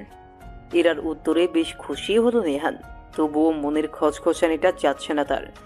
কেন এত পরিবর্তন তবে? ইরা, আবার কি? আমি 1 মাসের জন্য শহরের বাইরে যাচ্ছি, কাল সকালে বের হব। ও আচ্ছা, সাবধানে যেও। তোর মনে আছে আগের বার যাব শুনে কত কেঁদেছিলি? এবারও কি কাঁদতে হবে? না, তা বলিনি। তো আর জন্ম নেওয়া একটা বাজে ধারণা। আসিফ চেষ্টা করছে ইরার হাত স্পর্শ করতে, তবে পারছে না। ইরা দূরে সরে থাকছে। ইরার শরীরের অবস্থা খুবই খারাপ, অতিরিক্ত ড্রাগ সে। আসিফ তো বা ভয় শেষ, এখানে উল্টোপাল্টা কিছু করে বসলে মস্ত বড় সমস্যা হবে, ফেসে যাবে খুব। জুবাইর ক্যাফে থেকে বেরিয়ে সামনে মাঠে গিয়ে কল করলো নেহানকে। সবটা খুলে বলাতে খুব রাগ করলো নেহান। উল্টোপাল্টা দু একটা কথাও শুনিয়ে দিল। ছবি দুটো পাঠিয়ে দিল জুবাইর প্রুফ স্বরূপ। ছবি দেখে রাগে ফুঁসতে থাকে নেহান। এটা তো ওই দিন রিকশায় থাকা ছেলেটা। নেহান উবারে কল দিল, এখনই বাসায় ব্যাক করবে সে। বিকেলে ইরা বাসায় গেল। শরীর খুব দুর্বল লাগছে, মাথাও ভারী ভারী লাগছে। এত দেরি করে বাড়ি ফেরায় খুব চেঁচামেচি করে সালমা বেগম। ইরা মায়ের কথা কানে না নিয়ে নিজের ঘরে চলে গেল, গিয়ে উপর হয়ে শুয়ে পড়ল। সালমা বেগমের কাছে মেয়ের হাঁটা চলা সুবিধার মনে হলো না। পিছু পিছু যেয়ে দেখে বিছানায় উপর হয়ে শুয়ে আছে ইরা, গভীর ঘুমে আচ্ছন্ন। চিন্তিত হয়ে নিজের ঘরে চলে এলেন তিনি। মেয়েটার জন্য খুব চিন্তা হচ্ছে তার। হঠাৎ কেমন শুকিয়ে গেছে। 2 দিন পর আবার এক্সাম। সন্ধ্যায় বাসায় ফিরল নেহান। এসেই ইরার ঘরে গেল হন্ততন্ত হয়ে। যে দেখে বেঘরে ঘুমোচ্ছে সে। কাঁথাটা টেনে দিয়ে গলা অবধি ঢেকে দিল। বেরিয়ে সোজা গেল খালামুনির ঘরে। এজি চেয়ারে বসে চোখ বন্ধ করে আছে সালমা বেগম। নেহান গুটি গুটি পায়ে যেয়ে খালামুনির পায়ের পাশে বসল। নেহানকে দেখে অবাক হলেন তিনি। তুই চলে এলি যে? ইরার কি হয়েছে খালামণি? ছলো ছলো চোখে ধরা গলায় বলল নেহান।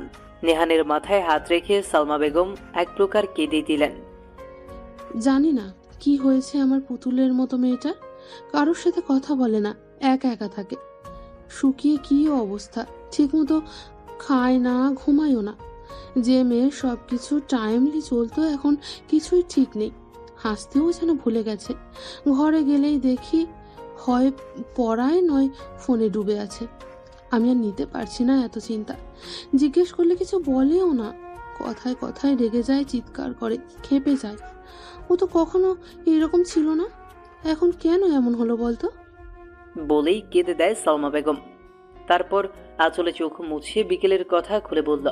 নেহান এবার শিওর ইরার এই অবস্থার জন্য ওই 2 ছেলে মেয়ে দায়ী। নেহান সালমা বেগমকে সান্ত্বনা দিয়ে বলল, আমি সব ঠিক করে দিব খালামণি, একটু ভরসা রাখো। বেরিয়ে গেল নেহান। নিজের ঘরে যেয়ে জুবাইরকে কল করল। 2 বার মিস হওয়ার পর 3 বারের বেলা ফোন রিসিভ করলো জুবাইর। রিসিভ করেই বলল, শালা কল দিস না কেন? আমি খারাপ, আমার মেন্টালি খারাপ, তো কল দিস না কেন? জোবাইর, সকালে দেখা ছেলে মেয়েটার সব ডিটেলস বের করো ইমিডিয়েটলি, নয়তো খুব দেরি হয়ে যাবে। জুবাইর নেহানের কথায় সিরিয়াসনেস পায়। আচ্ছা দোস্ত, আমি সম্ভব দূরত্ব বের করব। ফ্রেশ হয়ে খেয়ে নে। নেহান কল কেটে দেয়। ফ্রেশ হয়ে ইজি চেয়ারে বসে চোখ বন্ধ করে থাকে। ঘুম ভাঙতেই ধরফরিয়ে উঠে বসলো এরা। শরীর অনবরত কাঁপছে। উঠে ব্যাগ খুলে 2টো ঔষধ মুখে পুরে ঢকঢক করে পাশে থাকা জগ থেকে পানি খেয়ে নেয়। কতক্ষণ ঝিম মেরে বসে থেকে উঠে ওয়াশরুমে যায়। লম্বা শাওয়ার নেয়। চেঞ্জ হয়ে এসে বেরোতেই কেউ খুব শক্ত করে ইরার বাহু চেপে ধরে। হাতের দিকে তাকিয়ে মুখ তুলে তাকায় এরা। নেহানকে দেখে বেশ খানিকটা চমকে যায়। চলে গেলে বুঝি খুব খুশি থাকিস তুই? কি বলেছিস তবে? কি হয়েছে তোর? কি করিস সারাদিন? কাদের সাথে মিশিস? ফেসবুক খুলেছিস কার কথায়? কার অনুমতি নিয়ে কার সাথে কথা বলিস সারাদিন? চোখ মুখ শক্ত করে এরাকে আরেকটু কাছে এনে বলে নেহান। এরা এমন ভাবে দাঁড়িয়ে আছে যেন একটু ব্যথা পাচ্ছে না। ওটু খেপে গিয়ে বলল, তুমি যাওনি সেটা বলিনি, লাগছে ছাড়ো। সব কিছুতে তোমার অনুমতি আমি প্রয়োজন মনে করি না। আমার একটা ব্যক্তিগত জীবন আছে, ইচ্ছে আছে। আমার সম্পর্কে এত খবরদারি করবে না বলে দিলাম। নেহানের চোখ মুখ রাগে লাল হয়ে গেছে। ঠাস করে এক চর বসায় ইরার গালে। মেরে হাত পা ভেঙে বসিয়ে রাখবো। ফাজিল মেয়ে, কত বড় সাহস, মুখে মুখে তর্ক করছে। ইরা খুব জোরে ধাক্কা দিয়ে দূরে সরিয়ে দেয় নেহানকে। আমি কি করি না করি তা তোকে বলতে বাধ্য নই। কে তুই? হ্যাঁ, কে তুই? আমাদের বাড়িতে থাকিস, খাস, আবার আমার গায়ে হাত তুলিস? অধিকার খাটাতে আসছে।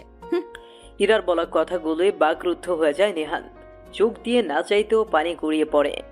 ঠায় দাঁড়িয়ে দেখছে ইরাকে। এ কি সত্যি তার ইরা? তার সেই হাসি খুশি বাচ্চা ইরাটা? নেহান বা হাতে চোখ মুছে বেরিয়ে যায় ঘর থেকে।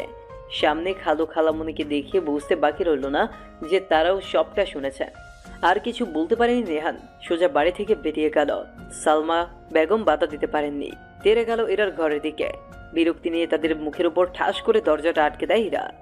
শত ডাকাডাকির পরেও দরজা খোলেনি। হতাশ হয়ে সালমা বেগম ইকবাল সাহেব সোফায় এসে বসলেন। সালমা বেগম কেঁদেই চলেছেন। মাথা নিচু করে বসে আছে ইকবাল সাহেব। সকাল 6টা। বাইরে চেঁচামেচি হট্টগোল শুনে সোফা ছেড়ে উঠে গেল সালমা বেগম। সারা রাত স্বামী স্ত্রী এখানেই কাটিয়েছে, দু চোখের পাতা এক করতে পারেননি। ইকবাল সাহেব পায়চারি করেই চলেছেন। সালমা বেগম আঁচলে মুখ লুকিয়ে ডুকরে কেঁদে উঠল। ওগো, আমার নিহানের কিছু হলো না তো? বলেই কান্নায় ভেঙে পড়লেন। ইকবাল সাহেব স্ত্রীর উপর বিরক্ত হয়ে বললেন, নিহান তোমার মেয়ের মতো যা তা নয়। ও যথেষ্ট ভালো আর শান্ত মনের ছেলে, ঠান্ডা মস্তিষ্কের মানুষ। বাইরের ডেকোরেশনের লোক এসেছে। সালমা বেগম অবাক হলেন বটে, তবে চোখের পানি মুছে বললেন, ঠিক করেছো, এই মেয়ের দ্বারা ডাক্তারি পড়া হবে না। ইকবাল সাহেব গভীর ভাবনায় ডুবে গেলেন। একটা মাত্র মেয়ে, চাওয়া পাওয়ার কোনো কমতি রাখেননি তিনি। তবুও কেন যে এমন করছে? কাদের সাথে মিশছে কি চাই কে জানে। সবচেয়ে বড় কথা, যে মেয়ে নেহানের কথায় উঠতে বসতো সেই মেয়ে কিনা এত অপমান করলো, যা নয় তা বলে। অথচ এমন অপমান নেহান কারো কাছ থেকে জীবনে হয়েছে কিনা সন্দেহ। নেহানকে সে তার মেয়ের মতোই ভালোবাসে, বরং এখন একটু বেশিই ভালোবাসে। আর যাই হোক, বাপমা মরা ছেলেটাকে সে কিছুতেই কষ্ট পেতে দিবে না। ওর যে আপন বলতে আর কেউ নেই। দীর্ঘশ্বাস ছাড়লেন ইকবাল সাহেব। সালমা বেগমও কিছু বলতে যাবেন, তার আগেই ইকবাল সাহেব বললেন, যাও মেয়েকে ডাকো, আজ থেকে ওর বাড়ির বাইরে যাওয়া বন্ধ। বই খাতা হয় পুড়িয়ে দাও, না হয় বেছে দাও, না হয় কাউকে দিয়ে দাও। আমি আর ওরে পড়াবো না। ওর পিছনে আর একটা টাকাও খরচ করব না আমি। পরীক্ষাও দিতে হবে না। সালমা বেগম বললেন, খুব তো নেচে নেচে ভর্তি করেছিলে, ওই কোচিং সেন্টারেই কোনো দোষ আছে। সালমা বেগমের কথায় বেশ চটে গেলেন ইকবাল সাহেব। গলা খাকারে দিয়ে বলল, ও দায় এখন আমার, তাই না? নিজে তো মা, একটা মাত্র মেয়ে, জন্ম দিলেই কি দায় শেষ? কি করো সারাদিন? যে মেয়েটার খোঁজ নিতে পারো না, কই যায় কি করে? থাকো তো সারাদিন জলসা নিয়ে। অগ্নিকাণ্ডের মতো জ্বলে উঠলেন সালমা বেগম। আমি জলসা নিয়ে পড়ে থাকি? তাহলে ঘরের কাজ কে করে? তোর মেয়েকে খাবার দেয়া, পড়তে বসার খেয়াল রাখা, রান্না বান্না করা, থালা বাসন ধোয়া, জামা কাপড় ধোয়া, এসব করে কে? তোর পিয়ন? হ্যাঁ। ইকবাল সাহেব আরো রেগে গেলেন তুই তুকারি শুনে। তু কথা শোনাতে শুরু করলো। এক দফা ঝগড়া হয়ে গেল তাদের মধ্যে। তুমুল ঝগড়া হয়েছে বলা চলে। স্ত্রীর সাথে কথাই পারবেন না ইকবাল সাহেব।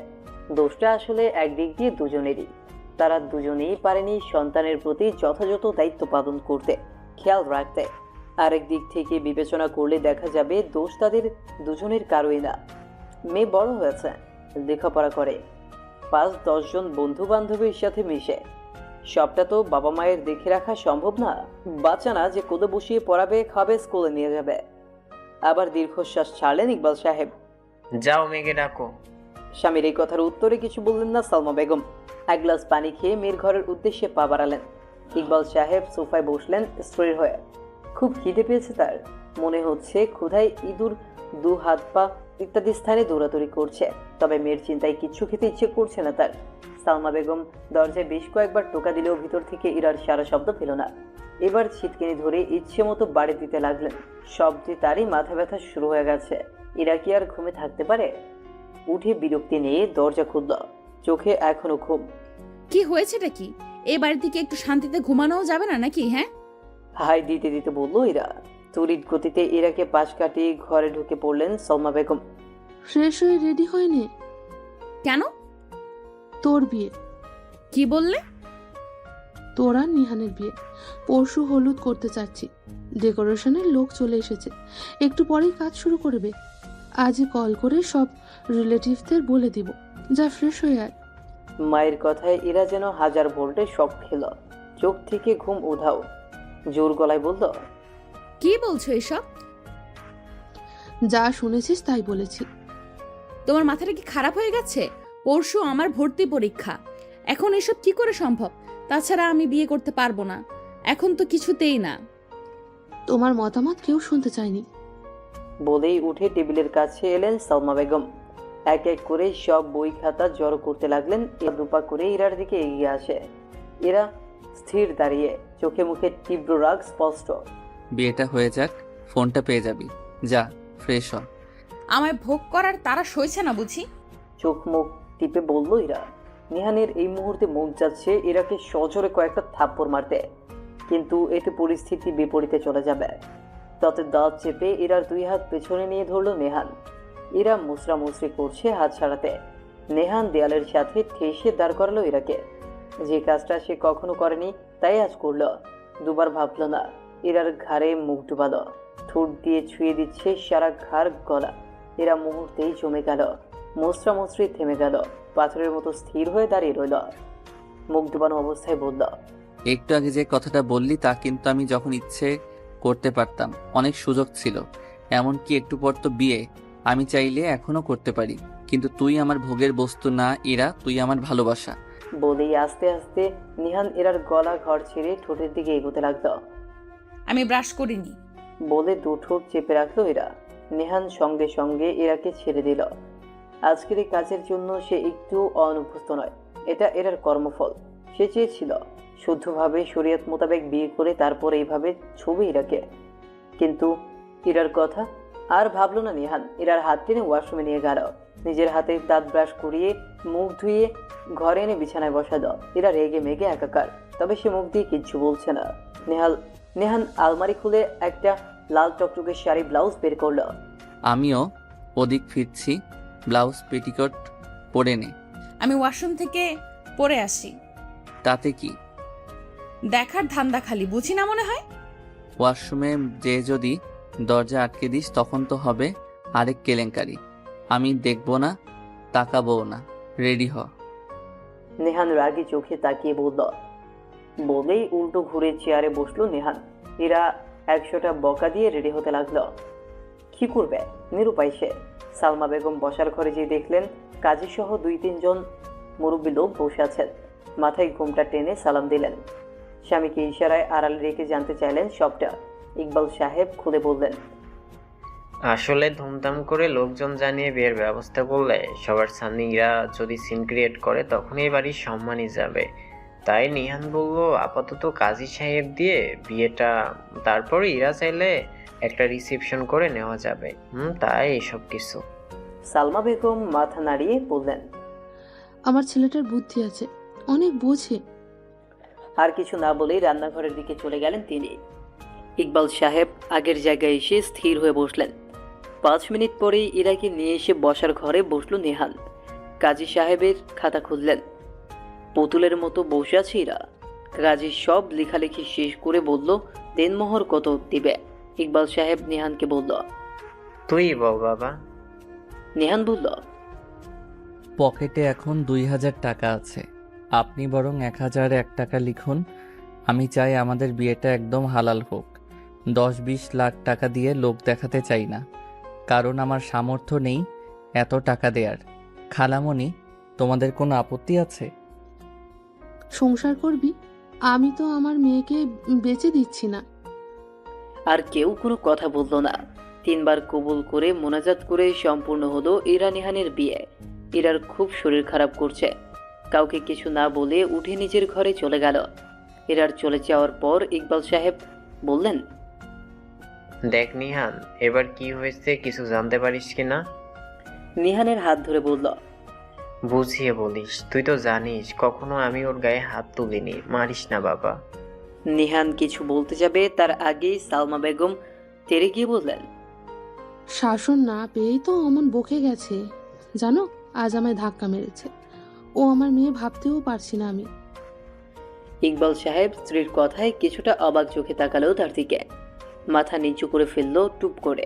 2 ফোঁটা পানি গড়িয়ে পড়ল তার চোখের পানি কারো চোখে এড়ালো না। সালমা বেগম দীর্ঘশ্বাস ছেড়ে উঠে দাঁড়ালেন, বললেন, চলো ঘরে চলো, তোমার আবার শরীর খারাপ করবে, নিহানি সামলাতে পারবে। ইকবাল সাহেব নেহালের কাঁধে হাত রেখে বললেন, যা বাবা ঘরে যা, আর চাইলে তুই তোর জিনিসগুলো ইরার ঘরে শিফট করতে পারিস, বা তোর জিনিসগুলো ইরার ঘরে। ভেবে আমাকে জানাস, আমি কালকেই লোক দিয়ে গুছিয়ে দিব। নেহান মাথা নাড়ল শুধু। ইকবাল সাহেব নিঃশব্দে হেঁটে নিজের ঘরে চলে গেলেন। পিছু পিছু সালমা বেগম। নেহান লম্বা দম নিয়ে ইরার ঘরের দিকে পা বাড়ালো। খুব শরীর খারাপ করছে ইরার, গা গুলিয়ে আসছে, সারা শরীর থরথর করে কাঁপছে। মাথার খোপাটা খুলে, কাঁধের সেফটি পিনটা খুলে বিছানায় বসে ইরা। অমনি ঘরে প্রবেশ করে নেহান। ইরাকে ওভাবে কাঁপতে দেখিয়ে দ্রুত এসে পাশে বসে নেহান। হাত ধরে নিয়ে জিজ্ঞেস করল, কি হয়েছে তোর, এমন কাঁপছিস কেন ইরা? কথা বলো না তো। বিরক্তি নিয়ে বলল ইরা।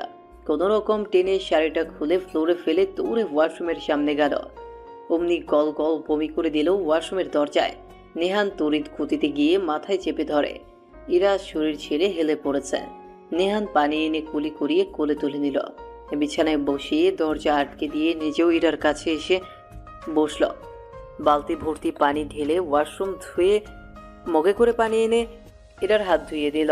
ইরা তখনও কাঁপছে। নেহান 2 হাতে আঁকড়ে ধরে কাছে টেনে নিল। ইরাও নেতিয়ে গেছে। সব ভর নেহানের উপর ছেড়ে দিয়ে চোখ বন্ধ করে রইল। এক সময় ঘুমিয়ে গেল ইরা। নেহানের ভেতরটা অস্থিরতায় ফেটে যাবে মনে হচ্ছে। কি হলো, কেন এমন করছে ও? ভয়ে ভেতরটা কুকড়ে যাচ্ছে। ইরার মুখের দিকে তাকিয়ে 7-5 ভাবতে ভাবতেই বসার ঘর থেকে চিৎকার শুনতে পায়। তড়িঘড়ি করে উঠে দরজা খুলে বসার ঘরে যেতেই দেখে খালামণি চিৎকার করে বিলাপ করে কাঁদছে। খালু কাকে যেন বারবার ফোন করেই যাচ্ছে। নেহান আস্তে করে বলল, কি হয়েছে খালু? উত্তরে ইকবাল সাহেব কিছু বললেন না, যেন কথাটা তার কানে যায়নি।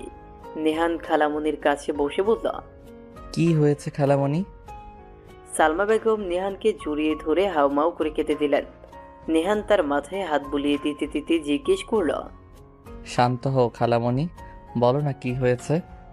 ইকবাল সাহেব ফোনের ওপাশে কাউকে বললেন, কালু ভাই, সিএনজি নিয়ে মোড়ের পাড়ে আসো, সেন্ট্রাল হাসপাতালে যাব। হসপিটালের কথা শুনে নেহান কিছুটা আজ করতে পারল, হয়তো কারো কিছু হয়েছে। ফোন কান থেকে সরিয়ে ইকবাল সাহেব নেহানকে উদ্দেশ্য করে বললেন, নিহান বাবা, তোর খালামণির খালা মারা গেছেন। নেহান সঙ্গে সঙ্গে ইন্নালিল্লাহ পড়ল। তুই তো জানিস সালমানের মা মারা যায় 6 বছর বয়সে, তখন থেকে খালার হাতে মানুষ। উনি স্ট্রোক করেছেন, হাসপাতালেই আছেন। আমি আর তোর খালা যাচ্ছি।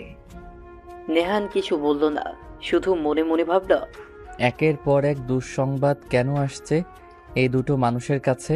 সামলানোর শক্তি দাও আল্লাহ। ইকবাল সাহেব সালমা বেগমকে ধরে উঠালেন। মোড়ে সিএনজি আসবে, অতটুকু তো হেঁটে যেতে হবে, আগাও। সালমা বেগম কাঁদতে কাঁদতে হাঁটা ধরল। ইকবাল সাহেব নেহানের কাছে এসে জিজ্ঞেস করল, ইরা কি করে নিহান, এলো না? ও তো ঘুমায় খালু। এখন বাবা বলে ডাক। বলছিলি তো শ্বশুর হও, তখন বাবা ডাকবো, এখন ডাক। ডাকবো বাবা। আমার মেয়েটাকে দেখে রাখিস বাবা, কবে ফিরবো জানি না। অফিস থেকেও ছুটি নিয়ে নে, তুই ওর খেয়াল রাখিস। তোর খালা তো যে আরো ভেঙে পড়। আমার মেয়েটাকে দেখে রাখিস বাবা, কবে ফিরবো জানি না। অফিস থেকেও ছুটি নেই নাই, তুই ওর খেয়াল রাখিস। তোর খালা তো যে আরো ভেঙে পড়বে, 4-5 দিনের আগে ফিরতে পারবো না। ইরাকে দেখে রাখিস, হাতছাড়া করিস না। আমি বরং সময় পেলে জোবাইর আর শান্তকে কল করব। 10-12 দিন না হয় ওরাই আরো সামলাবে। আচ্ছা বাবা। আসি, বনিজেরও খেয়াল রাখিস, ঠিক করে খাওয়া দাওয়া করিস। তুমিও নিজের আর খালামণির খেয়াল রাখো। রাখবো, আসি। সদর দরজাটা আটকে দে। আচ্ছা। ইকবাল সাহেব বেরিয়ে গেল। নেহান সদর দরজা আটকে ঘরে এলো। পাঞ্জাবিটা খুলেই চেয়ারের উপর রেখে ফ্রেশ হয়ে নিল। চেঞ্জ করে বসলো ইরার পাশে। ইরার ঘুম ঘুম চোখে তাকালো নেহানের দিকে। অস্পষ্ট কণ্ঠে বলল, কালো টি শার্ট আর ট্রাউজারে তোমাকে দারুণ লাগছে নিহান ভাই। নেহান সবে বেডে বসে হেলান দিয়েছিল। ইরার কথা শুনে চোখ দুটো রসগোল্লার মতো করে বলল, তুই ঘুমাসনি? ঘুমিয়েছিলাম তো, তোমায় যে সুন্দর লাগছে তাই দেখতে জেগে গেলাম। নেহান ইরার কথা শুনে হাসবে না কাঁদবে বুঝছে না। কিছু বলার আগে আবারও ঘুমের দেশে তলিয়ে যায় ইরা। নেহান ইরার মাথায় হাত বুলিয়ে দিচ্ছে পরম যত্নে, আর মলিন মুখটা দেখছে এক দৃষ্টিতে। এমন সময় ফোন বেজে ওঠে নেহানের। উঠে পাঞ্জাবির পকেট থেকে ফোন বের করে জুবাইর কল দেখে দ্রুত বারান্দায় চলে যায়। রিসিভ করে বলল, হ্যালো,